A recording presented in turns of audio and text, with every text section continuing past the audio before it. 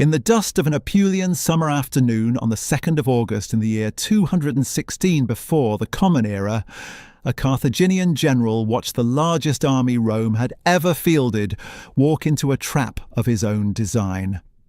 His infantry centre, deliberately the weakest part of his line, bowed forward in a slow convex crescent towards the advancing legions, then began a controlled fighting retreat as the Romans pressed in.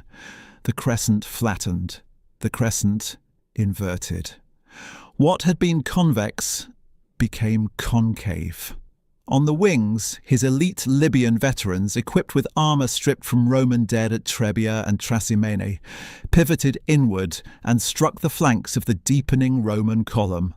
On the riverside, his heavy Iberian and Gallic cavalry, having shattered the Roman horse, performed an extraordinary feat of discipline and wheeled across the rear of the battlefield to seal the encirclement. By midday, a Roman army of perhaps 86,000 men had been driven into a pocket so tight that legionaries could not raise their weapons. The killing went on through the afternoon. The Greek historian Polybius records 70,000 Romans dead in a single day. Livy records that on that one afternoon, roughly a quarter of the entire Roman Senate was erased. 80 senators or men of senatorial rank, 29 military tribunes, 2 former consuls, the proconsul-elect, the master of horse, and the sitting consul, Lucius Aemilius Paulus, killed on the field. To make the abstract scale of the catastrophe tangible, the general's youngest brother sailed home to Carthage and poured out onto the floor of the Carthaginian Senate a bushel of gold rings stripped from the fingers of dead Roman knights and senators. By that summer afternoon, Hannibal Barca had killed roughly a quarter of the adult male citizen population of Rome in 3 campaigning seasons and stood deeper inside Italy than any foreign invader would for the next 800 years. It was a long way to have come for a family which, 2 generations earlier, had been obscure aristocrats in a North African mercantile republic that had just lost the longest war in ancient history. This is the story of the Barcas, Hamilcar, Hasdrubal, Hannibal, and their brothers, the family that came closer than anyone in 7 centuries to destroying the city that would become Rome. It begins in defeat. To understand how the Barcas rose, it is necessary to understand the world they rose from, because Carthage in the 3rd century before the Common Era was not the savage rival of Roman propaganda, but one of the most sophisticated mercantile civilizations the ancient world produced. The city had been founded as a colony of the Phoenician metropolis of Tyre on the coast of what is now Tunisia, around the year 814 before the Common Era, though the earliest archaeological remains push that date forward by perhaps half a century to around 760. Its Punic name was Kart-Hadasht, meaning simply New City, to distinguish it from the older Phoenician settlement of Utica nearby. The traditional foundation legend, recorded by the Greek historian Timaeus of Tauromenium in the 3rd century before the Common Era, and elaborated by later Roman writers, credited the foundation to Queen Elissa, whom the Greeks called Dido. She had fled Tyre after her brother, King Pygmalion, murdered her wealthy husband, a high priest of the city god Melkart, and on landing in North Africa famously obtained from the local Libyans as much land as a single ox hide could enclose, then cut the hide into thin strips and used it to surround the future citadel hill which Carthaginians thereafter called the Byrsa, the Greek word for hide. When the local king Hyarbas later demanded her in marriage, she immolated herself on a pyre. The Roman poet Virgil's famous love story between Dido and Aeneas was a literary invention of the late 1st century before the Common Era. Chronologically, the Trojan-era prince could not have met the Iron Age queen. For its first 2 centuries, Carthage paid a tithe of 1/10 of its annual profits to the temple of Melkart back in Tyre. But after Tyre fell to Nebuchadnezzar II of Babylon in the early 6th century before the Common Era, Carthage transformed itself into an independent maritime power and inherited the entire Phoenician trade network of the Western Mediterranean. Its government became one of the most admired constitutional systems of antiquity. The Greek philosopher Aristotle, writing in the 4th century before the Common Era, praised the Carthaginian constitution in his treatise on politics as one of the 3 best mixed governments in the known world, ranking it with those of Sparta and Crete. At its head sat 2 annually elected chief magistrates called the suffets. The word is a cognate of the Hebrew shophetim, the same word used in the Old Testament book of Judges for the war leaders of Israel, both deriving from a northwest Semitic root meaning to judge. Beneath the suffets sat a senate of around 300 members drawn for life from the leading families, called the Adirim, the mighty ones, and an inner council of 30. Generals were elected separately, kept structurally distinct from civilian magistrates, so that no single man could combine military and political power. After a humiliating Sicilian defeat in the early 5th century before the Common Era, Carthage created a special tribunal of 104 judges, drawn from the Senate specifically to audit returning generals. Its power to impose fines, exile, and crucifixion on a failed commander was the brutal mechanism by which an oligarchic republic kept its generals from becoming kings. The Carthaginian economy was built on long-distance maritime trade and on the manpower of others. Carthaginian fleets brought tin from Brittany and Cornwall in the British Isles, silver and copper and lead and iron from the mines of southern Iberia, gold and ivory from West Africa. The Greek geographer Strabo recorded that demand for silver from the Sierra Morena was so great that ships were said to have replaced their stone anchors with anchors of silver. The North African hinterland produced olives, wine, wheat, figs, pomegranates, cattle, and the famous Numidian horses. The agricultural treatise of the Carthaginian writer Mago ran to 28 books and was so esteemed that after Carthage was destroyed, the Roman Senate ordered it translated into Latin, making it the only Punic literary work systematically preserved. To fight its wars, Carthage relied not on citizen levies in the Roman manner, but on mercenary armies drawn from across the western Mediterranean. Libyan heavy infantry formed the backbone. Numidian light cavalry javelineers ranged on the flanks. Iberian and Celtiberian swordsmen wielded the curved cutting blade called the falcata. Gallic shock infantry charged with longswords. Balearic slingers from the island of Majorca, trained from childhood, could shatter a helmet at 200 paces. Greek officers, occasionally Greek hoplites, served for pay. And from the 3rd century before the Common Era onwards, North African forest elephants, smaller than their Indian cousins, now extinct as a subspecies, provided the shock arm. The Carthaginians, in other words, hired their fleets and their armies, while the Romans conscripted theirs from a citizen body whose service was a condition of citizenship itself. This was a structural difference Rome would learn to exploit. The Carthaginian religion was northwest Semitic and continuous with that of Phoenicia. The chief male god was Baal Hammon, lord of the brazier, bearded and ram-horned, whom the Greeks identified with Cronus and the Romans with Saturn. His female counterpart, Tanit, face of Baal, eclipsed him in inscriptions from the 5th century before the Common Era onwards. Her distinctive emblem, a triangle topped by a horizontal bar and a disc, appears on tens of thousands of surviving stelae. Melkart, the king of the city and patron god of Tyre, was identified with Heracles by the Greeks. Carthage continued to send him annual tribute long after political independence, and Hannibal Barca, as a child of 9, would swear his most famous oath before his image. The most controversial aspect of Punic religion then and now is the practice attested at the so-called Tophet of Salambo outside Carthage and at parallel sites at Motia in western Sicily, at Tharos in Sardinia, and at Hadrumetum on the Tunisian coast. Thousands of urns at these sites contain the cremated remains of infants and young animals, often interred beneath stelae dedicated to Baal Hammon and Tanit. Ancient writers, the Sicilian Greek historian Diodorus, describing the year 310, the philosopher Plutarch, the Christian theologian Tertullian, describe a ritual sacrifice of children by burning, sometimes the firstborn sons of elite families in periods of civic crisis. Scholars remain deeply divided.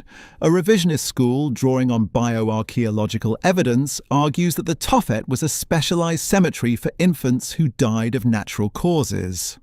A traditionalist school, also drawing on bioarchaeological evidence published in the journal Antiquity in 2011 and again in 2013, argues that the age distribution of the remains does not fit normal infant mortality, and that the rite, though probably smaller in scale than Greco-Roman propaganda implied, was genuine. By the early 3rd century before the Common Era, Carthage controlled the largest territorial empire in the western Mediterranean. The North African coast from western Libya to Morocco, the southern coast of Iberia from Gadir, modern Cadiz, eastwards, the islands of Sardinia and Corsica, western Sicily, with its great fortified ports at Lilybaeum and Drepana, the Balearic Islands, and Malta. Across the Mediterranean, a different kind of power had been growing. The Roman Republic, traditionally founded in the year 509 before the Common Era, had spent 2 centuries absorbing the Italian peninsula, defeating the Latin League, fighting 3 brutal wars against the Mountain Samnites, and surviving an invasion by King Pyrrhus of Epirus, whose 2 famous, costly victories gave the modern world the phrase Pyrrhic victory. By the year 265 before the Common Era, Rome controlled all of peninsular Italy south of the River Po. Its army had abandoned the inflexible hoplite phalanx of the early Republic for the Manipular Legion, a checkerboard formation of 3 lines wielding heavy javelin and short stabbing sword, a system of unprecedented tactical flexibility. And its alliance system with the conquered Italian peoples, the Socii, gave it access to manpower reserves on a scale no Mediterranean power had ever commanded. The Greek historian Polybius, writing a century later, estimated that on the eve of its first war with Carthage, Rome could field perhaps 700,000 men across its alliance network. Rome was a land power with virtually unlimited citizen manpower and an ethos of total war. Carthage was a sea power with vast economic resources but limited willingness to commit its own citizens. The collision, when it came, was structural. It came over a small Sicilian town. In the year 264 before the Common Era, a band of Italian mercenaries called the Mamertines, who had seized the town of Messana, modern Messina, on the strait between Sicily and the Italian mainland, appealed simultaneously to Carthage and to Rome for protection against the Greek king, Hero of Syracuse. Rome, after contentious debate, accepted. What followed was the First Punic War, the longest continuous war in ancient history, fought for 23 years across Sicily and the surrounding seas. Rome, never previously a naval power, built a fleet of 120 quinqueremes in 60 days, copying a captured Carthaginian model and adding a 36-foot boarding bridge called the Corvus that turned naval battle into infantry combat at sea. Rome won the major naval engagements at Mylae and at Cape Ecnomus, the latter with perhaps 330 Roman warships against 350 Carthaginian, one of the largest naval battles of antiquity. Carthage won at Drepana in the year 249, its greatest naval victory achieved after the Roman consul, when the sacred chickens carried with the fleet refused to eat the auspicious grain, had them thrown overboard with the words, "Let them drink." After 23 years of attrition, Rome built one final fleet on private credit, and at the Battle of the Agates Islands on the 10th of March in the year 241, destroyed the last Carthaginian relief fleet. Recent underwater archaeology in those waters has, since 2010, recovered 27 bronze warship rams from the seabed, the largest concentration of ancient naval rams ever found.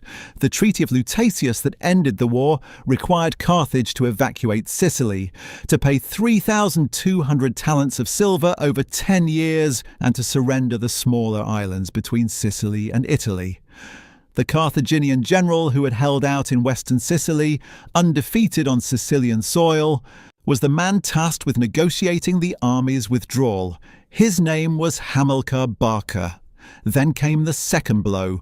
The mercenaries Hamilcar had commanded in Sicily were ferried back to Africa, expecting their wages. Carthage, exhausted, tried to negotiate them down. The result was the mercenary war of 241 to 237 before the Common Era, what Polybius called the most savage war in his entire history. The war that earned the Greek phrase polemos aspondos, the war without truce. And in the middle of this crisis, while Carthage was fighting for its survival against its own former soldiers, Rome opportunistically seized Sardinia and Corsica and threatened a new war if Carthage protested. Polybius, no friend of Carthage, called this seizure contrary to all justice and identified it as the deepest cause of the war that would follow a generation later. It was into this world, a Carthage humiliated, indebted, stripped of half its empire, and burning with a grievance that the political establishment was unwilling to act on, that a previously obscure officer named Hamilcar came home from Sicily in the year 241 before the Common Era. Almost nothing is known of Hamilcar's family before him. Carthage produced no surviving native historiography. He was effectively unknown when given the Sicilian command in the year 247. The name Hamilcar itself was extraordinarily common in the Punic world. The historian Carl Gius, who compiled a prosopography of literary Carthaginians, counted 18 separate Hamilcars in the sources, alongside 33 Hannos, 16 Magos, 15 Hasdrubals, and 13 Hannibals. The Carthaginian elite drew from a remarkably narrow pool of theophoric names incorporating the name of a god, and used no surname system, distinguishing individuals only by patronymic or by personal epithet. Hamilcar himself probably earned the epithet Barca for the speed and decisiveness of his movements during his Sicilian campaigns. When he took command in western Sicily in 247 before the Common Era, Carthage's position there was nearly hopeless. After 17 years of war, only 2 fortified ports remained in Carthaginian hands, both under siege. Hamilcar was given a small army, no navy, and very little money. He responded with one of the most remarkable guerrilla campaigns in ancient military history. He seized Mount Hector west of Palermo, fortified it, and from this base raided Roman supply lines along the Italian coast as far north as Cumae for 3 years.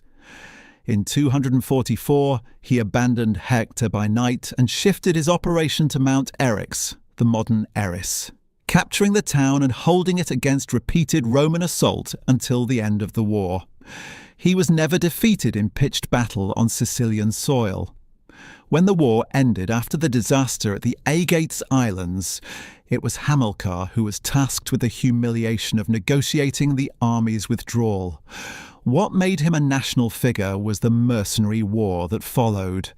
The leaders of the revolt, Spendius, a Campanian fugitive slave who feared crucifixion if returned to his Roman owner, and Mathos, a Libyan, drew in some 70,000 of Carthage's oppressed African subjects. The cities of Utica and Hippo Acra defected. Carthage stood briefly on the brink of annihilation by its own former servants.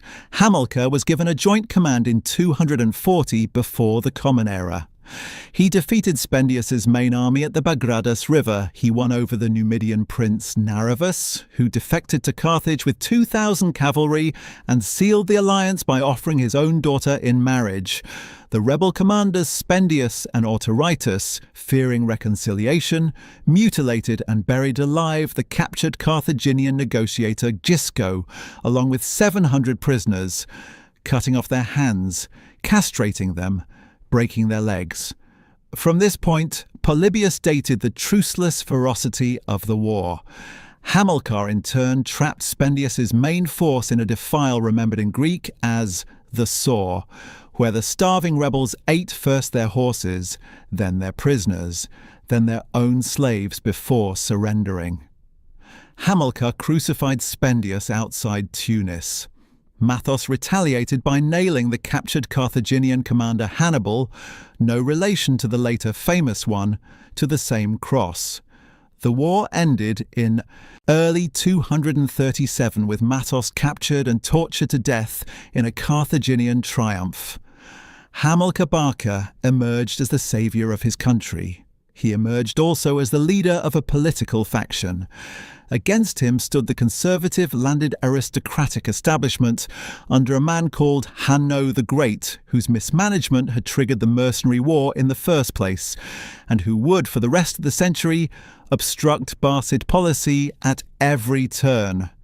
Hamilcar's 3 daughters were married strategically, one to Narr'havus the Numidian to seal the alliance, one to a politically allied Carthaginian named Bomilcar, and one to a man called Hasdrubal, whom Greek writers nicknamed the Fair for his physical appearance. Hamilcar's 3 sons, Hannibal, Hasdrubal Barca, and Mago Barca, would become known to later writers as the Lion's Brood.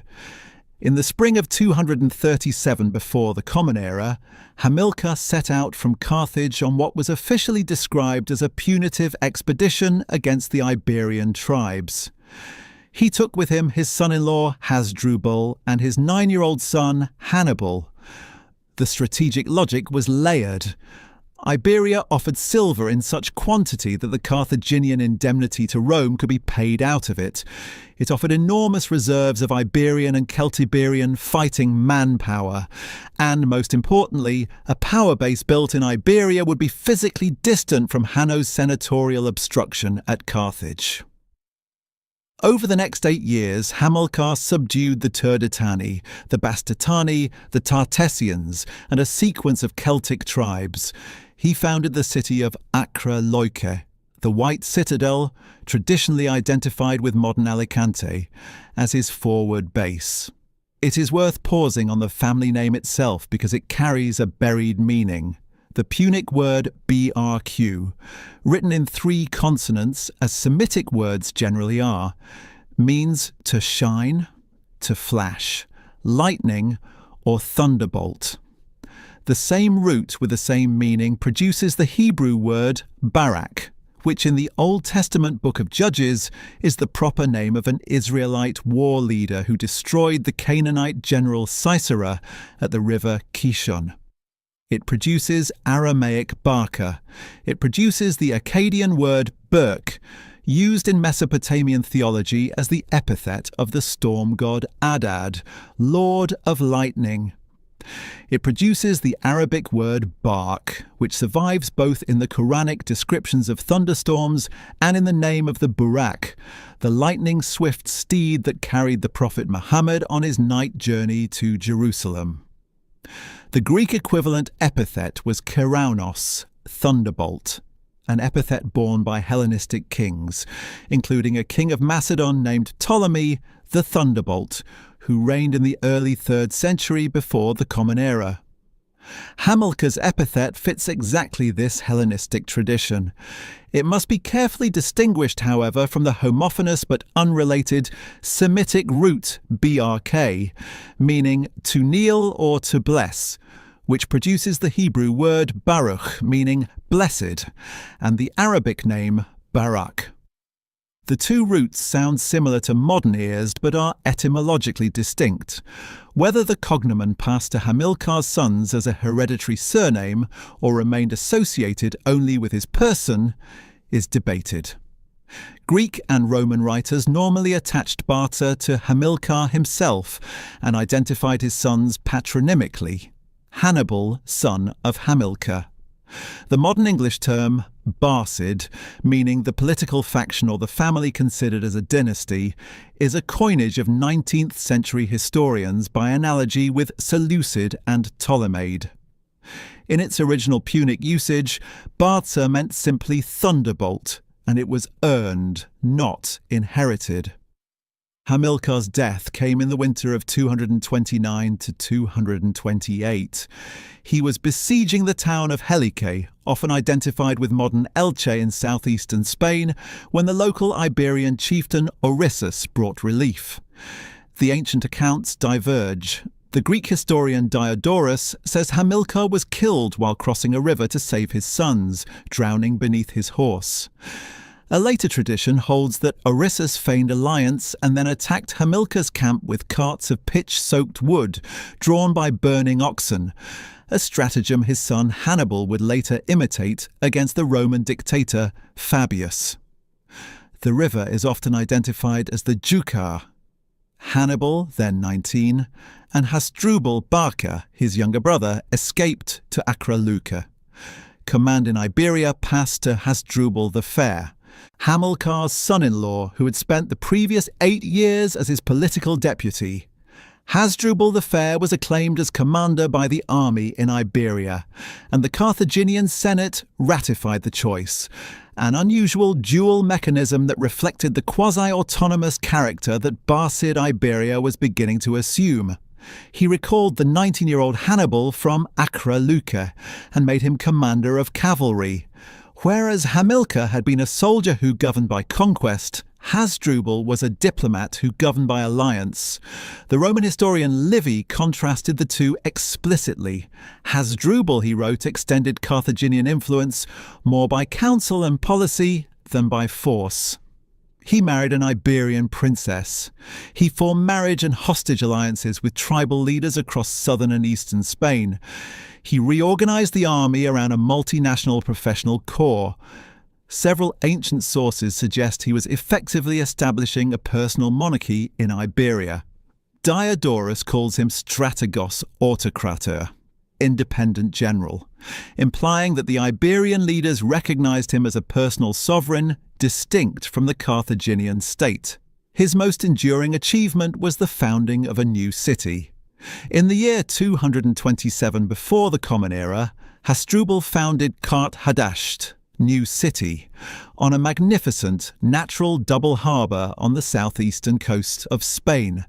The Romans later would call it Carthago Nova, New Carthage, and it survives today as the Spanish port of Cartagena. The site combined a defensible acropolis, a natural double harbour suitable for both commercial and naval use, and immediate access to the silver mines of the Cartagena and Mazaron district, which under later Roman exploitation reportedly produced 25,000 drachmae of silver every day. The city was deliberately a second Carthage, a Barcid capital, palace city, treasury, mint, and naval base. It was, in effect, the seat of an independent kingdom inside a republic. To understand the strategic genius of what Hasdrubal had built, it helps to look at the mechanism by which the Barcids governed Iberia, because nothing quite like it had existed in the Mediterranean before. The Carthaginian constitution had been carefully designed to prevent any single man from acquiring both military and political power. The court of 104 existed precisely to crucify generals who tried. Yet the Barcid command in Iberia operated outside the normal constitutional architecture. The commander was acclaimed by the army first and ratified by the Senate second. He conducted foreign policy in his own name. The treaty Hasdrubal negotiated with Rome in 226 before the Common Era, which set the river Ebro as the northern limit of Carthaginian expansion, was concluded between Rome and Hasdrubal personally, not between Rome and Carthage. He raised enormous revenues from Iberian silver independent of the Carthaginian treasury. He recruited mercenaries on his own authority, and he passed command to a son or son-in-law by army acclamation rather than by constitutional appointment. The mechanism was a hereditary military monarchy disguised as a provincial command. It made the family terrifying to the senatorial faction back at home, Hanno the Great's faction, who would obstruct Barcid resupply for the rest of the century, including, fatefully during the war, their absent commander was about to start. It also meant that Hasdrubal had been able, by treaty, to draw a line at the Ebro without consulting Carthage at all. That treaty, crucially, made no mention of a Greek Iberian town south of the line called Saguntum, which Rome subsequently took under its protection. The ambiguity, the silence in the document, would 8 years later be used by both sides to justify war. Hasdrubal the Fair died in 221 before the Common Era, after 8 years governing Iberia. He was murdered in New Carthage by a Celtic slave avenging his master. The assassin, according to Polybius, accepted his torture without flinching, smiling. The murder was a private act of vengeance, not a political conspiracy. The army immediately acclaimed his brother-in-law Hannibal, then 26, as commander. Carthage confirmed. Hannibal Barca had been born in the year 247 before the Common Era. His name in Punic was Hannibal, favoured of Baal, or grace of Baal, the divine element, referring almost certainly to Baal Hammon, chief god of Carthage. He had been 9 years old when his father took him to Iberia, and the most famous story of his childhood concerns that departure. Before sacrificing to Baal Hammon, on the eve of leaving for Spain, Hamilcar asked the boy whether he wished to come. When the boy assented, Hamilcar led him to the altar, made him lay his hand on the sacrificial victim, and made him swear that he would never be a friend of Rome. The story comes ultimately from Hannibal himself, told to King Antiochus III of the Seleucid Empire in the year 193 before the Common Era to dispel suspicions about his loyalty. Modern scholars are divided. Some accept the substance, noting the precise diplomatic wording, a formal renunciation of amicitia, the Latin term for treaty friendship, as too technically specific to be invented. Others note that Hannibal had every political motive to fabricate such striking anecdotes. What is certain is that he spent his entire formative life on campaign in Iberia, that his Greek tutors were Sosilas of Lacedaemon and Silenus of Caliacte, both of whom later accompanied him into Italy as official historians, and that, in the famous phrase of Livy, the old soldiers fancied they saw Hamilcar in his youth given back to them. Acclaimed at 26, Hannibal spent the next 2 years consolidating Carthaginian power up to the line of the Ebro. He subdued the Olcades, he marched against the Vacae in central Spain, and captured the town of Helmantica, modern Salamanca. In the late summer of 220 before the Common Era, he faced perhaps 100,000 Iberians at the river Tagus. He performed a feigned retreat across the river, drew the disorderly Carpetani midstream, and as they struggled in the current, released his cavalry to ride them down while his elephants trampled the survivors on the bank. It was his first major battle as commander-in-chief, and it announced him as a tactician of the first rank. He then turned south. In the spring of 219 before the Common Era, he laid siege to Saguntum. The siege lasted 8 months. Hannibal himself was wounded in the thigh leading an assault. The city fell in late 219, and the Roman embassy that arrived at Carthage early the following year, under the senior senator Quintus Fabius Maximus Verrucosus, demanded Hannibal's surrender. When the Carthaginian Senate refused, Fabius made his famous theatrical gesture. Gathering the folds of his toga into his hands, he said that he carried in those folds both peace and war, and that the Carthaginians might choose which fell out. The Carthaginian Senate told him to drop whichever he wished. He dropped war. In the spring of 218 before the Common Era, Hannibal began the march that would carry his name into every subsequent treatise of military history. The exact size of his force is known with unusual precision because Polybius, writing 70 years later, personally examined a bronze inscription that Hannibal had erected at the temple of Juno Lacinia near Croton in 205 before the Common Era. According to that inscription, Hannibal left New Carthage with approximately 90,000 infantry, 12,000 cavalry, and 37 elephants. By the time he had crossed the Pyrenees and conciliated southern Gaul, he was down to roughly 50,000 infantry and 9,000 cavalry. By the time he debouched into the Italian plain on the far side of the Alps, he had perhaps 20,000 infantry, 6,000 cavalry, and most of his elephants. The Alpine crossing took roughly 15 days in conditions that deteriorated catastrophically as autumn closed in. Hostile Allobroges ambushed the column in the lower passes. An early-season blizzard killed thousands on the high passes. Pack animals slipped from icy paths into ravines 1,000 feet deep. The army lost perhaps half its remaining strength. Livy preserves the famous story of a great rockfall split open by heating it with fires and dousing it with vinegar. Polybius is silent on the episode, and most modern scholars regard it as folklore.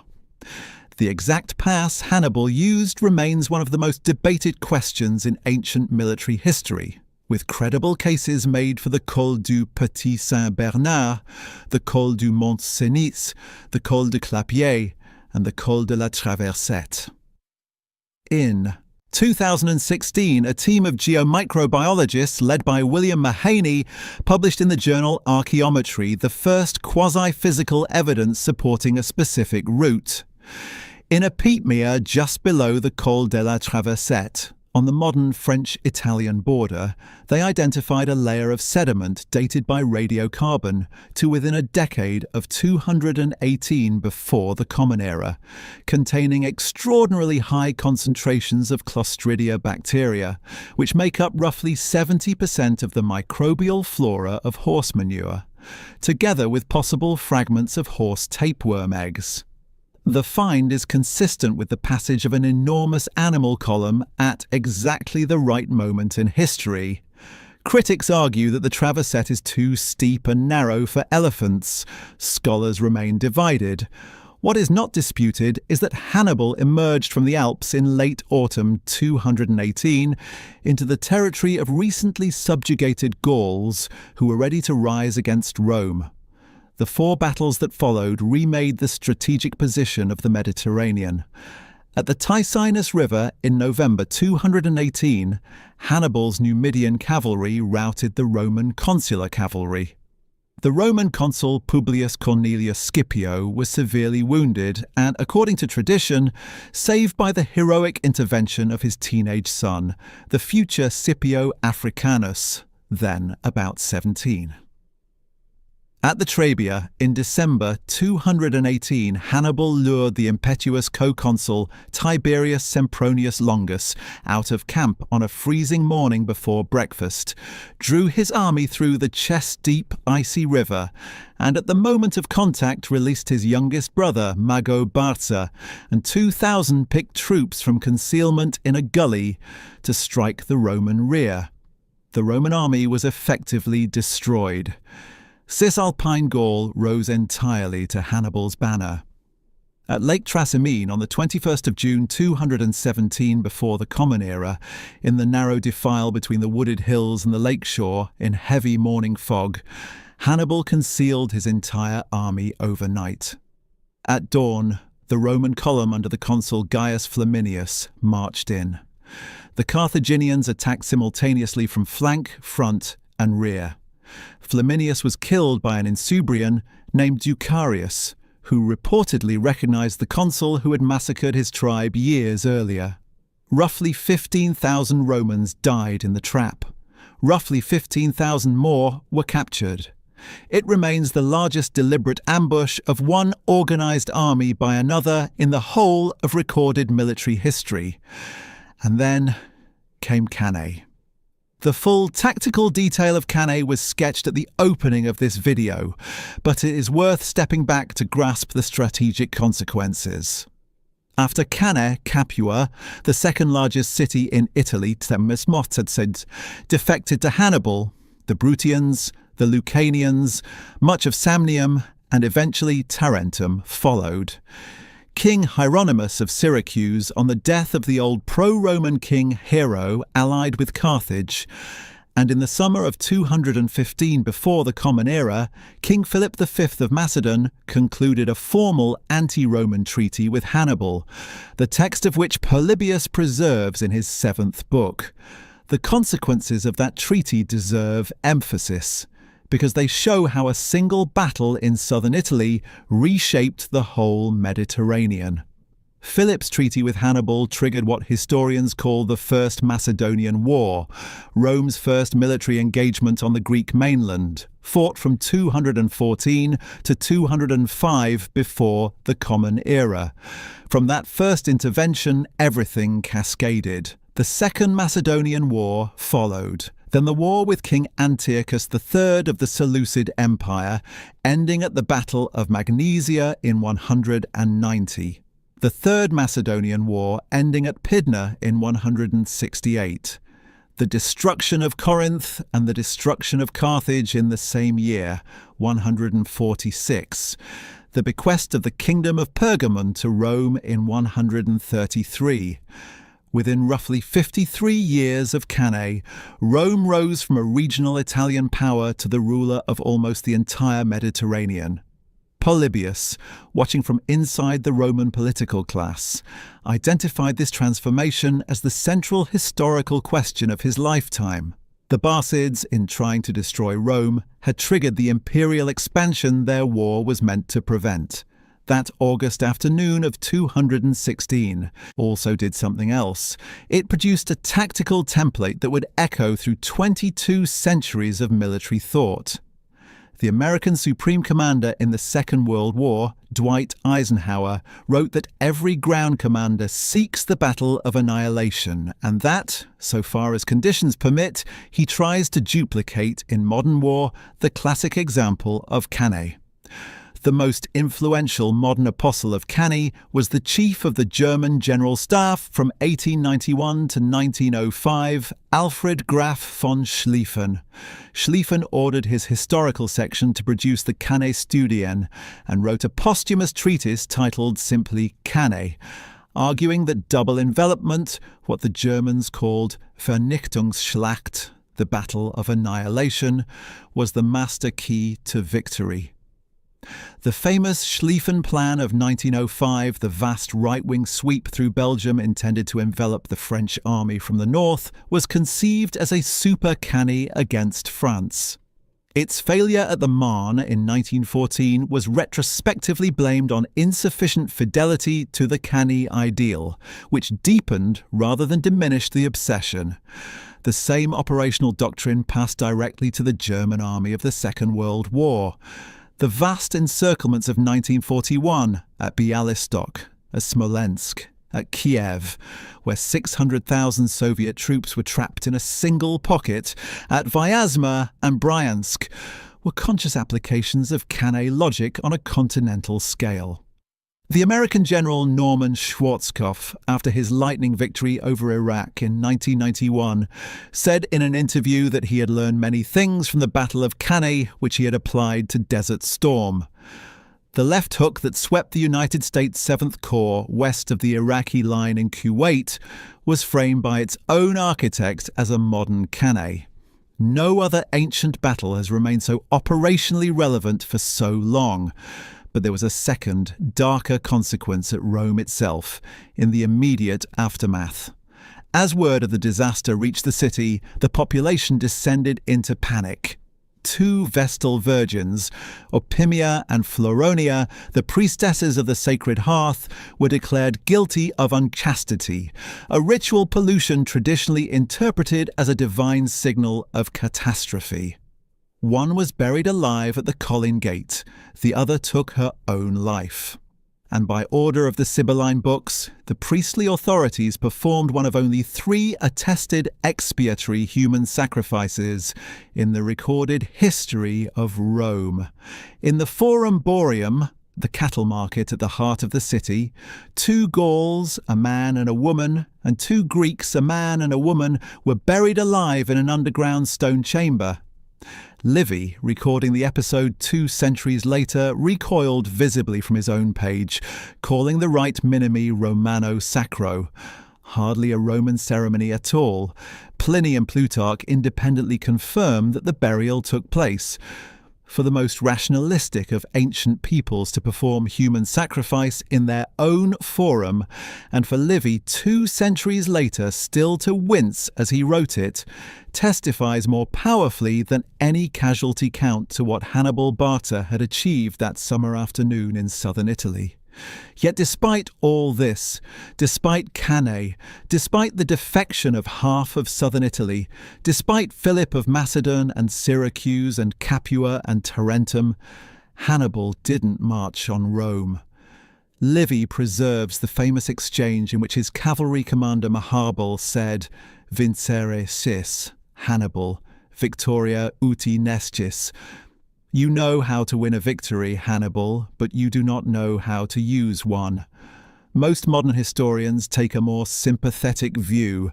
Hannibal had no siege train, his army was exhausted, the walls of Rome were formidable, the city contained several reserve legions, and Italy's strategic depth was vast. Instead, he sent the captured prefect Carthalo to Rome with peace terms. The Senate refused even to receive him. Rome, under the dictator Quintus Fabius Maximus Verrucosus, the same man who had carried war and peace in the folds of his toga, adopted a strategy of attrition. Fabius shadowed Hannibal's army, refused pitched battle, harassed his foragers, denied him supplies. Initially reviled as the cunctator, the delayer, Fabius would, after Cannae, be vindicated as the saviour of Rome. What followed was a long, slow strangulation. Marcus Claudius Marcellus, called the Sword of Rome, repulsed Hannibal at Nola in 3 successive years and then besieged Syracuse from 213 to 212 before the Common Era, during which the elderly mathematician Archimedes designed extraordinary defensive engines before being killed, against orders, by a Roman soldier. Capua was recaptured in 211 after Hannibal's famous feinted march on Rome. The original Hannibal ad Portus failed to lift the siege. Tarentum fell back to Fabius in 209. And throughout this 15-year war of attrition, Hannibal received almost no reinforcement from Carthage, where Hanno the Great's senatorial faction systematically diverted resources and obstructed resupply. His brothers tried to save him. Hannibal Barca crossed the Alps with a relief army in 207 before the Common Era, but the 2 Roman consuls intercepted his messengers. One of them, Gaius Claudius Nero, stripped 7,000 picked men from his army, shadowing Hannibal in the south, and quick marched north in one of the most audacious operational decisions of the war. At the Battle of the Metaurus in June 207, Hasdrubal's army was destroyed. Seeing the day lost, he charged into the Roman ranks and died fighting. Nero had his severed head carried south and thrown into Hannibal's camp. Hannibal, identifying his brother's features, reportedly said, "I recognize the doom of Carthage." Mago Barca, the youngest brother, opened a new front in Liguria in 205, but was struck in the thigh by a spear at the Battle of Insubria in 203. recalled to Africa, he died of his wounds at sea off Sardinia. And while the brothers were dying, a new Roman general was systematically dismantling the Barcid base in Iberia. Publius Cornelius Scipio, the same young man who had reportedly saved his father at the Ticinus, was given proconsular command in Spain in 210 before the Common Era at the age of 25, an unprecedented commission. In 209 he captured New Carthage by a brilliant surprise assault, wading the tidal lagoon with 500 picked men, while a feigned attack distracted the harbour defences. At the Battle of Ilipa in 206, near modern Seville, Scipio performed what military historians sometimes call the reverse Cannae. He deployed his strongest troops on the wings and his weaker Iberian allies in a refused centre. He advanced the wings rapidly, while the centre held back. The Carthaginian flanks crumbled. The Carthaginian centre was pinned in place by the slow Iberian advance.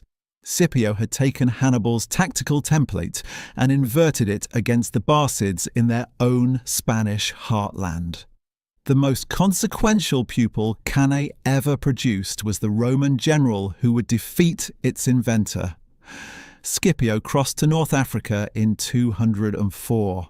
In partnership with the Numidian prince Massinissa, whom he had won over from the Carthaginian alliance, he destroyed the camps of the Carthaginian general Hasdrubal Gisco and the Numidian king Syphax in 203. The Carthaginian Senate recalled Hannibal. After 15 years on Italian soil, he embarked from Croton, and Livy says he wept as he left and cursed himself for not having marched on Rome after Cannae. The Battle of Zama, fought on the 19th of October 202 before the Common Era somewhere in the Tunisian interior, was Hannibal's only major defeat in pitched battle. The famous pre-battle meeting between the two generals, preserved by Livy and by Polybius, has Hannibal proposing generous terms and Scipio refusing them, citing Carthaginian perfidy. The battle that followed turned on a tactical innovation. Scipio aligned his maniples not in the usual checkerboard but in columns with broad lanes between them. When Hannibal sent his 80 partially trained elephants forward, the trumpets of Scipio's legions panicked them, and they bolted harmlessly down the lanes. The cavalry phase mirrored Cannae, but in reverse, Massinissa's Numidians, fighting now for Rome rather than against it, routed the inferior Carthaginian cavalry and pursued. Then, exactly as at Cannae but in reverse, the victorious cavalry returned for pursuit and struck the rear of Hannibal's infantry line, completing the encirclement. Carthage lost 20,000 killed and 20,000 captured. The Treaty of 201 before the Common Era stripped Carthage of every overseas possession, surrendered 500 warships to be burned in the harbour with smoke visible from the city walls for an entire afternoon, imposed an indemnity of 10,000 talents over 50 years, and forbade Carthage to wage war anywhere without Roman permission. The dynasty's military mission had failed. What followed is one of the strangest chapters in the entire story. Hannibal Barca, defeated at 45, did not flee. He stood for office. In 196 before the Common Era, he was elected suffect and embarked on a reform program that targeted the very oligarchic faction that had obstructed him for 15 years. He prosecuted speculators. He forced corrupt magistrates to disgorge embezzled state property. He demonstrated to the Carthaginian people that the Roman indemnity could be paid in full without raising new taxes, provided the stolen money was recovered. He passed a constitutional law replacing the lifetime co-option of the Court of 104, the same court that had been designed centuries earlier to crucify failed generals, with direct annual election by the popular assembly and a one-year term limit. The reforms shattered the oligarchic monopoly. Carthage began paying its indemnity ahead of schedule, and the recovery alarmed Rome rather than reassuring it. His displaced oligarchic enemies, the political descendants of Hanno the Great, sent secret denunciations to Rome accusing him of conspiring with the Seleucid king Antiochus III. Despite the reported opposition of Scipio Africanus, who is said to have argued in the Senate against further humiliation of a defeated enemy, a Roman commission arrived at Carthage in late 195. Hannibal slipped out of the city by night, took ship from the small port of Cercina, sailed first to Tyre, the ancestral Phoenician mother city of Carthage, then to the Seleucid capital at Antioch, and then to Ephesus on the Aegean coast. He spent the next decade as a political exile and military advisor at the courts of Rome's eastern enemies. At the court of Antiochus, he proposed an ambitious plan: 100 ships, 10,000 infantry, 1,000 cavalry to land in Italy and raise rebellion. Antiochus's courtiers, jealous of the legendary foreigner, blocked it. Hannibal commanded the Seleucid fleet at the Battle of the Eurymedon in August 190, where he was defeated by the Rhodian admiral Eudemus. The Battle of Magnesia in the winter of 190 to 189, fought on land, was won by the Roman general Scipio Asiaticus, brother of Africanus. The Treaty of Apamia in 188 demanded Hannibal's surrender. He fled again. In one sense, his eastern exile was the moment a single defeated general became the catalyst for Rome's conquest of the Greek world. His presence at the courts of Antiochus, then in Crete, then in the small kingdom of Bithynia in northern Asia Minor, was the recurring casus belli, the cause of war that the Roman Senate kept using to justify intervention after intervention. The hunt for Hannibal Barca shaped Roman policy in the eastern Mediterranean for nearly 20 years. In Crete, he is reported to have outwitted his host the Gortinians by filling amphorae with lead, covering them with a thin layer of gold and silver, and ostentatiously depositing them in the temple of Artemis, as if for safekeeping, while hiding his real fortune in hollow bronze statues that he carried casually about his courtyard. He escaped before the Cretans discovered the trick.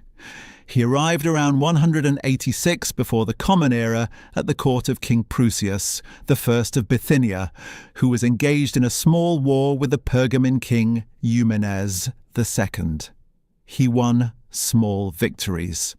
In his most celebrated naval engagement, reported by Cornelius Nepos and Frontinus, though doubted by some modern historians, he ordered his sailors to collect live venomous snakes in earthenware pots and catapult them onto the Pergamene decks, where the chaos panicked the enemy crews into flight. In 183 before the Common Era, King Eumenes denounced both Prusias and Hannibal in Rome. The Senate dispatched the senior diplomat Titus Quinctius Flamininus, the victor of Cynocephalae, to demand Hannibal's surrender. Hannibal had retired to a fortified villa at the town of Libissa on the Sea of Marmara. He had built it with 7 secret tunnels, allowing escape in any direction. When royal Bithynian troops surrounded the villa on Flamininus's orders and every escape route was found blocked, Hannibal called for the poison he had kept for years in a hollow ring on his finger. His reported last words, preserved by Livy, were, "Let us put an end to the long-standing anxiety of the Roman people, since they think it tedious to wait for the death of an old man."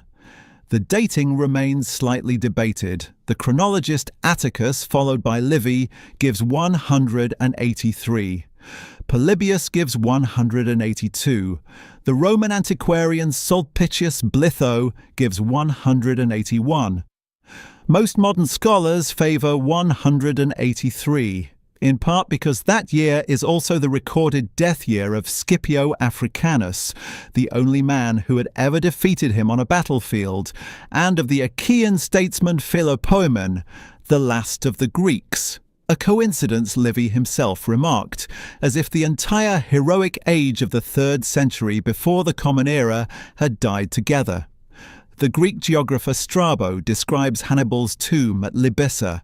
A later tradition holds that the African-born emperor Septimius Severus, almost 4 centuries afterwards, built a white marble tomb over the spot.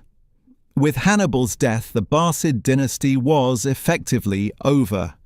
Mago had died at sea 3 decades earlier. Hasdrubal Barca had been buried in northern Italy. Hasdrubal the Fair lay in New Carthage, killed by a Celtic slave. None of the brothers had left attested male children. The story of the family, in the strict sense, ends in a fortified villa on the Asian shore of the Sea of Marmara in the summer of 183 before the Common Era. But the story of the city the dynasty had been built to defend ran on for another 37 years. In the early 150s, before the Common Era, Carthage paid off the 50-year indemnity to Rome a full decade ahead of schedule. The recovery, economic, demographic, even military, alarmed the Roman senatorial class. The Numidian king Massinissa, encouraged by Rome, repeatedly encroached on Carthaginian territory. Rome consistently sided with him. Around 153 before the Common Era, the senior Roman senator Marcus Porcius Cato, called Cato the Elder, was sent to an embassy to Carthage. He returned shocked to find the city prosperous, populous and well armed, and in a famous scene produced in the Roman Senate, a fresh North African fig, and declared that the country which produced such a fig lay only 3 days' sail from Rome. From that point onwards, he ended virtually every speech he made in the Senate, regardless of topic, on roads, on aqueducts, on grain prices, with the same demand, that Carthage must be destroyed.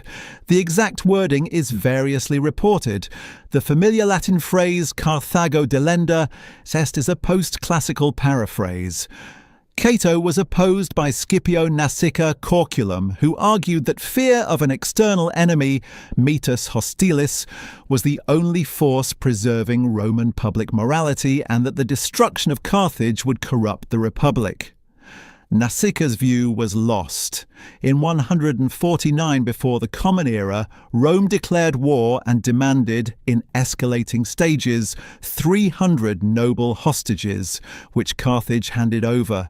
The surrender of all weapons which Carthage handed over, including 200,000 sets of armour and 2,000 catapults.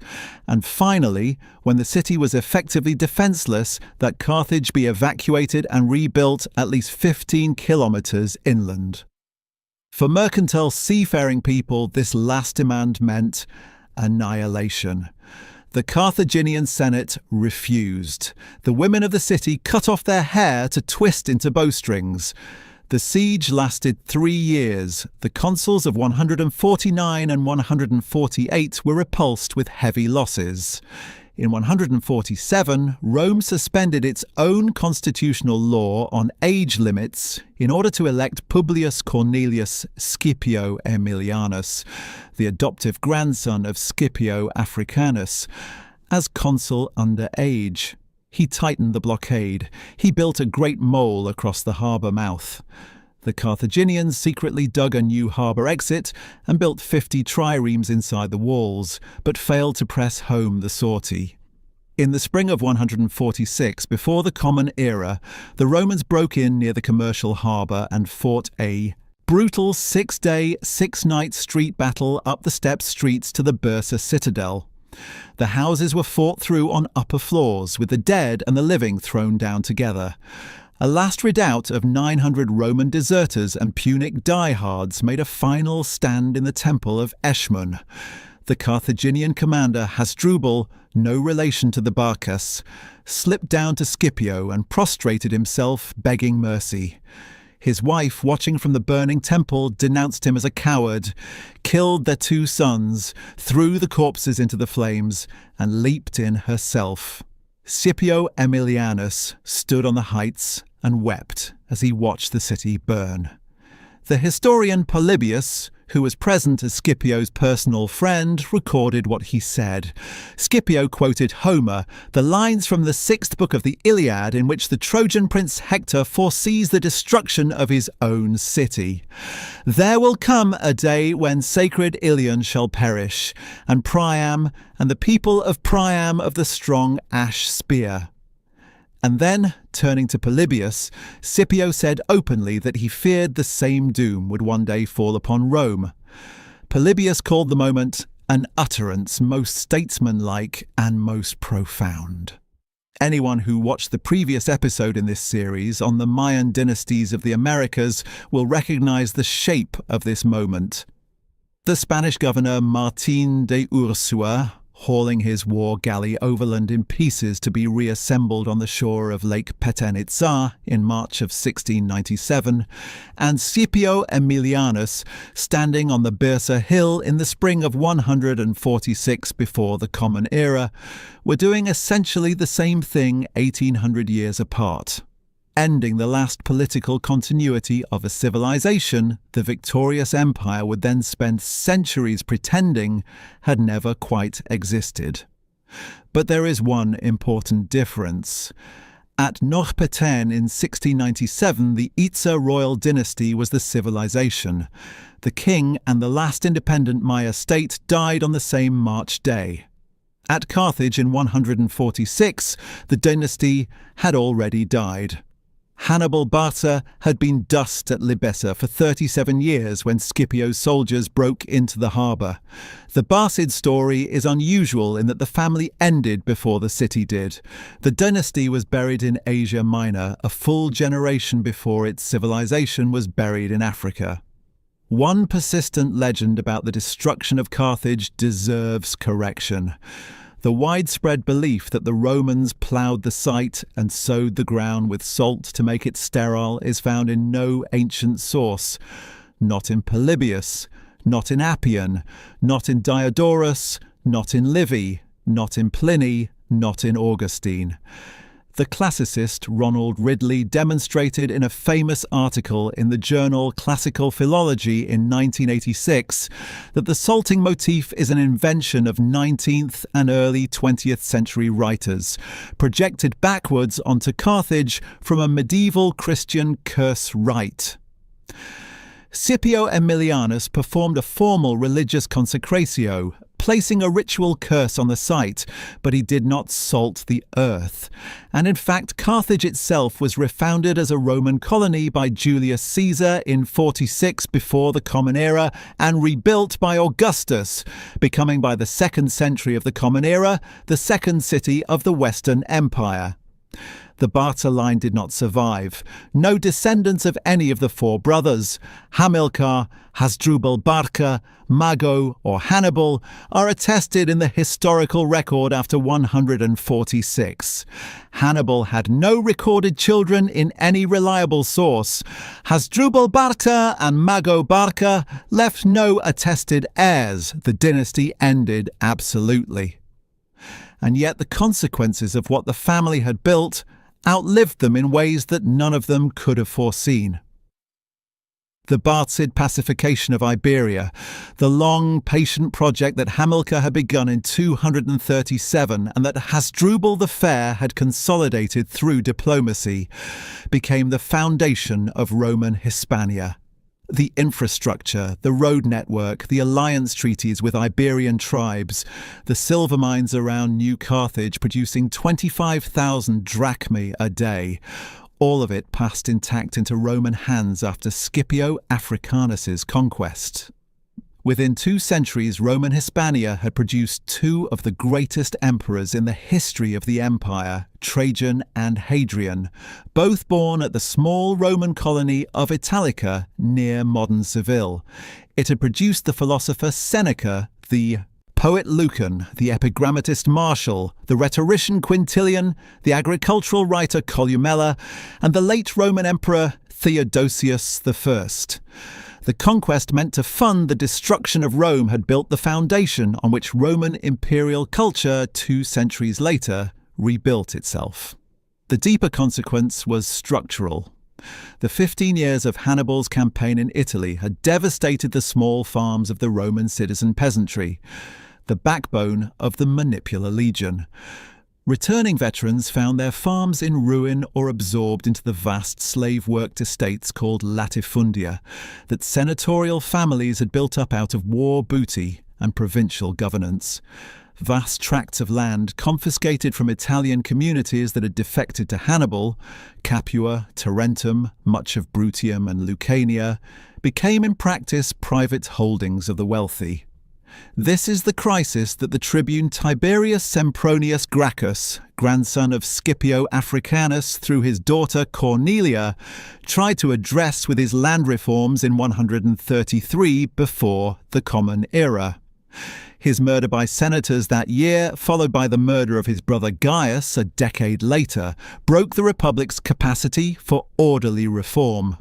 The unsolved manpower crisis forced the general Gaius Marius in 107, before the Common Era, to abolish the property qualification for military service, creating professional armies loyal to commanders rather than to the state. From this followed Sulla's march on Rome, the civil wars, the dictatorship of Julius Caesar, the establishment of the Principate under Augustus in 27 before the Common Era. One classical historian once observed, dryly, that the monarchy of Augustus was the long-deferred bill for the Battle of Cannae, and then there is what survived in North Africa itself. Despite the physical destruction of the city, the Punic language continued to be spoken across the rural Tunisian and Algerian countryside for roughly 6 centuries after Carthage fell. The Latin writer Apuleius had a Punic-speaking wife. The North African emperor Septimius Severus, born at Lepsis Magna in 145 of the Common Era, reportedly spoke Latin with a Punic accent. Augustine of Hippo, the great Christian theologian of the late 4th and early 5th centuries of the Common Era, insisted that his Punic-speaking deacon Lucilius must remain at Hippo because Punic was essential for preaching to the rural flocks. And he noted that the country people in his diocese still called themselves Chanani, Canaanites, more than 500 years after Scipio had razed their capital. Mago's 28-book agricultural treatise, the only Punic literary work the Romans systematically preserved, became the foundational text of Roman agronomy, cited and quoted by Varro, by Columella, and by Pliny the Elder. The conquerors burned the city, but kept the farming manual. The physical remains of the Barcid world survive in 3 principal places. The site of ancient Carthage outside Tunis, a UNESCO World Heritage Site since 1979, preserves the Bursa Hill, the strange circular military port, and the Tophet of Salammbô. New Carthage, modern Cartagena on the southeastern coast of Spain, preserves both Punic and Roman remains, including a spectacular Augustan theatre rediscovered by accident in 1988 beneath a derelict neighbourhood. The small Tunisian site of Kirkhoain, abandoned during the First Punic War and never reoccupied, is the only intact Punic urban site anywhere in the world, with original Tanit symbols still visible in its concrete floors, and was inscribed as a UNESCO site in 1985. And in the seas off the Agates Islands west of Sicily since 2010, marine archaeologists have recovered 27 bronze warship rams from the seabed of the battle that ended the First Punic War, the largest concentration of ancient naval rams ever found, and the physical artefacts of the catastrophe that turned Hamilcar Barca's career into a family vendetta. Under the long presidency of Habib Bourguiba in modern Tunisia, Hannibal was recovered as a national hero. His portrait appears on the Tunisian 5 banknote in circulation since 1993. A private television channel carries his name. Hannibal University, hotels, schools, and a station of the Tunis Light Rail commemorate him. In modern North African historical consciousness, Hannibal Barca occupies a place comparable to that of Vercingetorix in France or Boudica in Britain. A defeated indigenous hero whose memory the conqueror could never quite extinguish. The final verdict is paradoxical. Hannibal Barca lost the war and won the textbook. Carthage was burned to its foundations, but its farming manual became the foundation of Roman agriculture. The Punic language died in the countryside, but its theophoric naming pattern survives in modern Tunisian streets, in modern military academies where cadets still diagram the convex becoming concave line at Cannae, and in the worn silver of a banknote. The Barcas did not destroy Rome, they made it. They forced a regional Italian power to become a Mediterranean empire. They displaced an Italian peasantry whose collapse would, 2 generations later, end the Republic. Their tactical masterpiece at Cannae became the operational ideal of 2,000 subsequent years of military thought, from Schlieffen on the Belgian frontier to Schwarzkopf in the Kuwaiti desert. Their conquest of Iberia, intended to fund the destruction of their enemy, instead funded the foundation of that enemy's most successful province.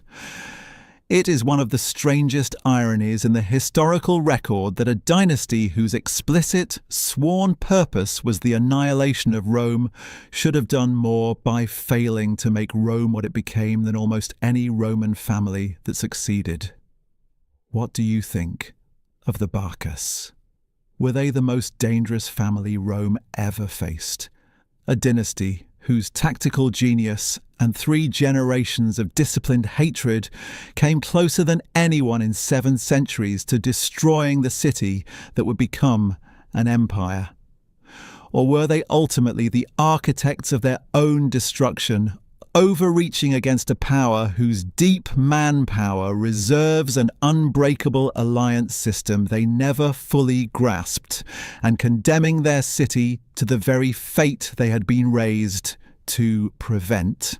Please let us know in the comment section, and in the meantime, thank you very much for watching.